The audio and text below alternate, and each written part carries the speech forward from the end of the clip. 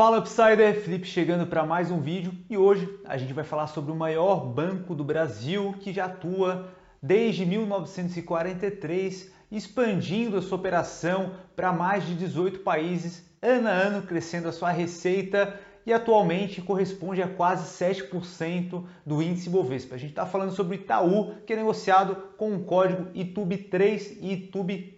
E eu sei que você não tem tempo para ficar lendo relatórios de cada empresa, então por isso que eu quero ler para você aqui os principais pontos do relatório do primeiro semestre de 2021 do Banco Itaú. E já me deixa o comentário, depois que assistir esse vídeo, se você gostou desse formato e gostaria que eu fizesse de outras empresas também, tá? Então, iniciando a leitura do relatório, a gente percebe que eles estão em um mercado em ascensão de novas tecnologias, que o uso de dados e a entrada de novos participantes do setor financeiro configuram um grande desafio competitivo. Ou seja, muitas pessoas acreditam que os grandes bancos estão parados, não estão fazendo nada com a ameaça das fintechs. Muito pelo contrário, né? A gente não é o espertão que percebe, as fintechs estão ameaçando os grandes bancos. Eles nem perceberam.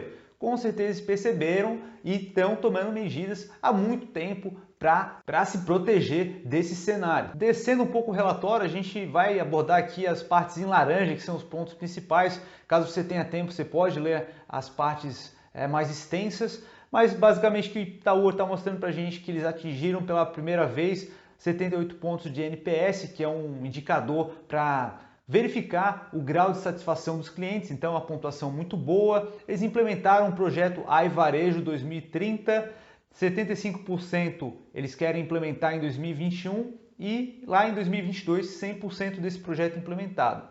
Então a ambição da iniciativa é atingir a representatividade de 50% da receita do banco. Então um projeto bastante ambicioso que eles têm aqui com o iVarejo. Aqui eles destacaram para a gente alguns pontos que aconteceram no primeiro semestre de 2021, então eu vou ler alguns deles para vocês aqui. Zeramos a anuidade de cartão Black e Infinity para investidores, expandimos o serviço de abertura de contas nos canais digitais para mais de 4 milhões de pequenos negócios, lançamos uma ferramenta que permite ao cliente acompanhar recebíveis de cartão de outros bancos. Rede anuncia a oferta adicional de 2,3 bilhões para antecipação de recebíveis e lança plataforma que reúne vendas efetuadas em todas as credenciadoras.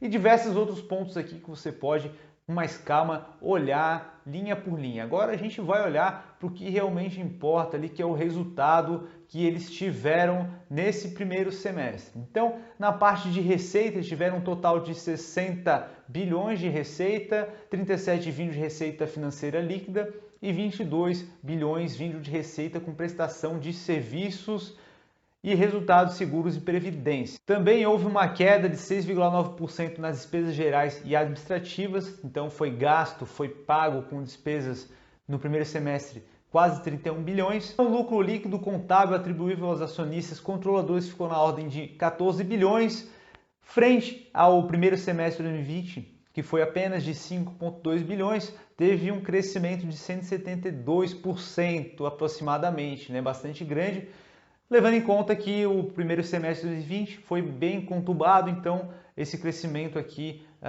nada mais é do que o retorno à normalidade do banco, né? Então aqui a parte de informações patrimoniais, ativos totais na casa de 1,9 trilhão, né? Total de operações de crédito foi na casa de 913 bilhões, então teve um crescimento de 12,2% se comparado ao mesmo período do ano anterior. Pouco mais aqui embaixo a gente percebe o número de agências diminuindo, então no primeiro semestre de 2020 havia 4.487 agências abertas e agora existem 4.326, uma queda de 3,6% na quantidade de agências. E conforme muitas pessoas pensam que as agências estão fechando, os empregos estão indo embora, a gente percebe aqui que os colaboradores aumentaram quase 1% nesse mesmo período, né? Então a gente percebe que, apesar disso, das agências estarem fechando, eles precisam muito de pessoas trabalhando lá ainda. Um ponto interessante observar também é como que se dá a receita desse banco, né, proveniente de pessoas físicas, pessoas jurídicas, como é que funciona isso? Então eles destacam para a gente aqui que houve um crescimento de 12,2% da carteira de crédito total. A seguir apresentamos o crescimento das carteiras nos principais segmentos. Então 22% em pessoas físicas no Brasil, 23,3% em micro, pequenas e médias empresas no Brasil, 11,1% em grandes empresas no Brasil, Houve redução de 2,6% em operações na América Latina, que permaneceu praticamente estável considerando o impacto da variação cambial.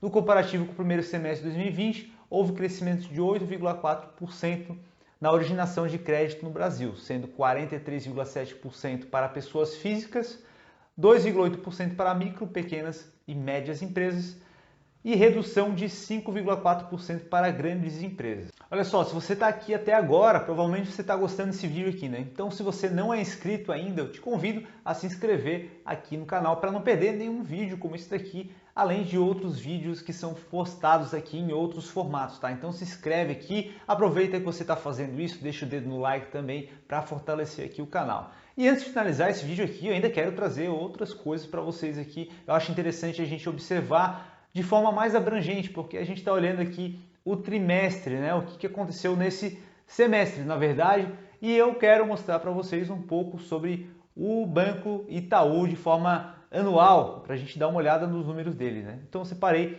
aqui o site Oceans 14 para a gente observar isso. Então a gente tem um histórico aqui, lá desde 2001, a gente pode ver a evolução do lucro líquido dessa empresa, né? Então lá em 2001 não faturava nem 1 bilhão ainda, como se fosse pouca coisa, e houve um crescimento exponencial desde então, né? A gente percebe que aqui em 2019 teve um auge aqui, quase 27 bilhões de faturamento, 2020 por decorrência da pandemia foi um ano mais conturbado, teve um grande volume de provisão para devedores duvidosos, isso acabou fazendo com que o lucro dele não fosse equivalente ao ano passado. Mas isso não quer dizer que o banco deixou de ter uma receita equivalente. Na verdade, só foi colocado em uma parte separada uma provisão para devedores duvidosos. E essa provisão não foi utilizada totalmente, na verdade, nem chegou perto de ser utilizado tudo isso. Então, aos poucos esse valor vai voltar para o resultado do banco e a gente vai ver esse lucro subindo caso tudo ocorra conforme planejado, né? Então a gente passando aqui, a gente percebe também a evolução do patrimônio deles, né?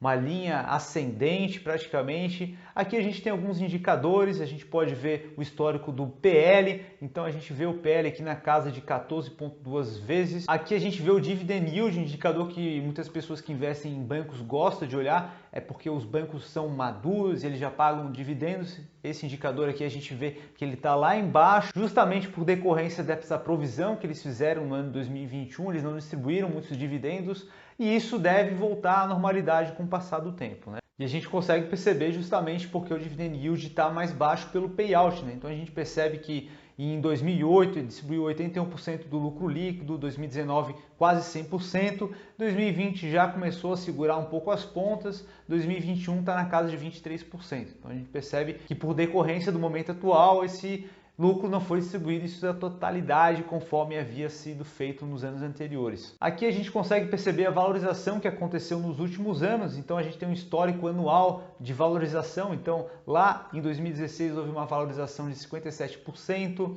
2017 32%, 2018 27%, e em 2020 teve uma queda de 14% nas suas ações. Então o investidor que acaba chegando aqui, olha essa queda aqui, meu Deus do céu, o que está acontecendo? Mas olha lá o período anterior, né? Teve um crescimento muito forte. E aqui mais abaixo a gente percebe justamente aquele PDD, que é a provisão para devedores duvidosos, né? Então a gente vê o ano de 2020 aqui bastante forte aqui, porque o banco provisionou na casa aqui de 26 bilhões de reais para essa conta aqui. A gente percebe aqui no gráfico que não é recorrente esse tipo de provisão. Então, com o passar do tempo, isso deve voltar para o caixa da empresa novamente. Então, pelo vídeo de hoje era isso, eu espero que você tenha gostado. Caso você tenha gostado desse formato, deixa aqui nos comentários para eu saber e também peça outra empresa para que a gente faça esse tipo de avaliação aqui, tá? Pelo vídeo de hoje é só, te vejo no próximo vídeo.